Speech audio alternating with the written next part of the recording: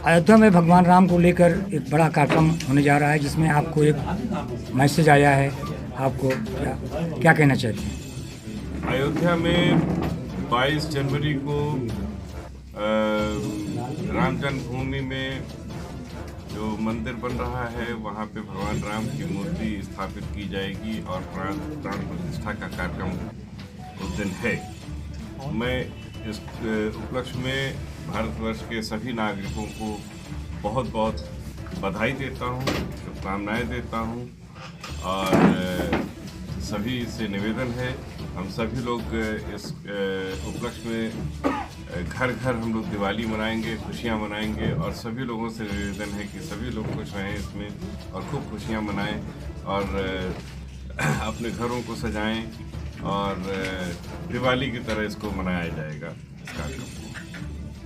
परिचय दे दीजिए। मैं विदुप अग्रहरी भारतीय जनता पार्टी से और अग्रहरी समाज का मैं राष्ट्रीय अध्यक्ष हूँ और जब ये कार्यक्रम कार सेवा का हुआ था तो हम लोग कार सेवकों की हम लोग सेवा किया करते थे। वो उन सब पुरानी यादों को याद करते हुए स्वर्गीय श्यामाचरण गुप्ता जी जो हमारे पिताजी उनको याद करते हुए मन थोड़ा सा भावुक हुआ है और आप सभी लोगों को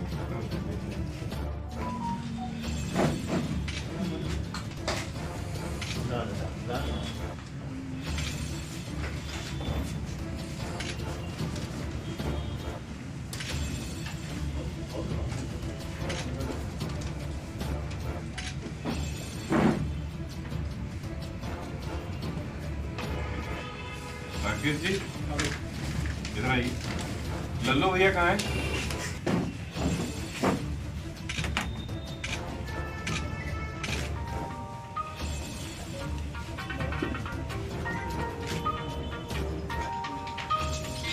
हो गया?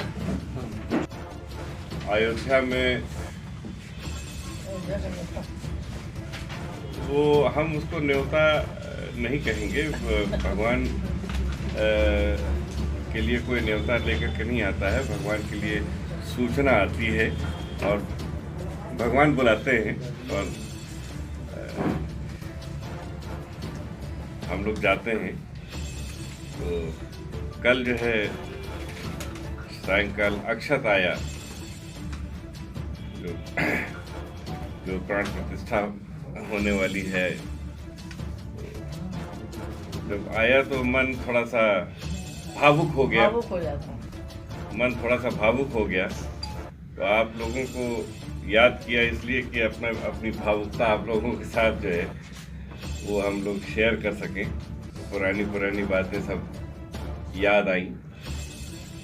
जिस समय कार सेवा चल रही थी हमारे पिताजी स्वर्गीय श्यामाचरण जी उस समय प्रयागराज के मेयर थे और जब कार सेवा चल रही थी तो हम लोगों ने जो भी कार सेवक पूरे देश से आते थे उनके जाने का रास्ता यहाँ से प्रयागराज से होकर के होता था। तो उनके लिए पूरा खाने पीने का इंतजाम लगभग 50-60 हज़ार लोगों का खाना डेली बनता था। डेली जाता 24 घंटे भट्टा जाता। हाँ, और उस समय प्रशासन ने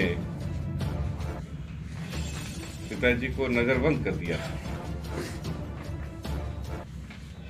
घर के बाहर पुलिस लग गई थी और उनको नजरबंद कर दिया गया था। तो हम लोग उनके निर्देशों का पालन करते थे। हम लोगों की टोली वो सब काम करती थी। तो मन थोड़ा सा ऐसे भावुक हो गया। हमने सोचा कि आप लोगों से इस बात को शेयर किया जाए। जानकारी दी थी हमने। जी। राम मंदिर में भगवान राम की मूर्ति स्थापित की जा रही है और प्राण प्रतिष्ठा का कार्यक्रम रखा गया है। भगवान विराजेंगे। उस उपलक्ष्य में पूरा देश इसकी खुशी मनाएगा। और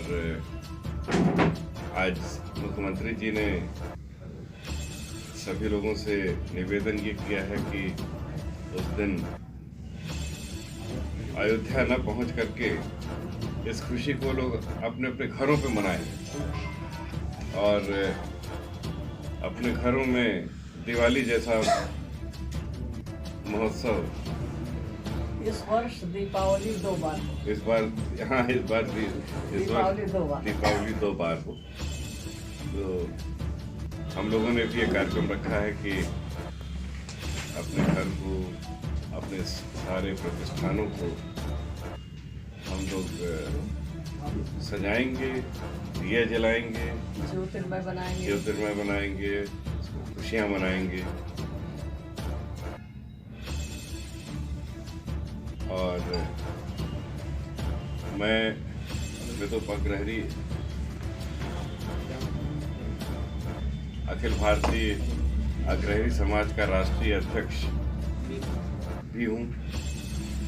और अभी कुछ दिनों पहले हमारी कार्यकारिणी की बैठक हुई थी। उस बैठक में सभी लोगों ने मिलकर के ये निर्णय लिया है कि 22 जनवरी से एक हफ्ते तक संपूर्ण भारत अपनी सुविधानुसार कोई एक दिन चुन करके अग्रहरी दिवस मनाएगा। हम लोग भगवान राम को पूजते हैं। भगवान राम के वंशज हम दिन तक रहे तो उससे हम और गौरवान्वित होते हैं।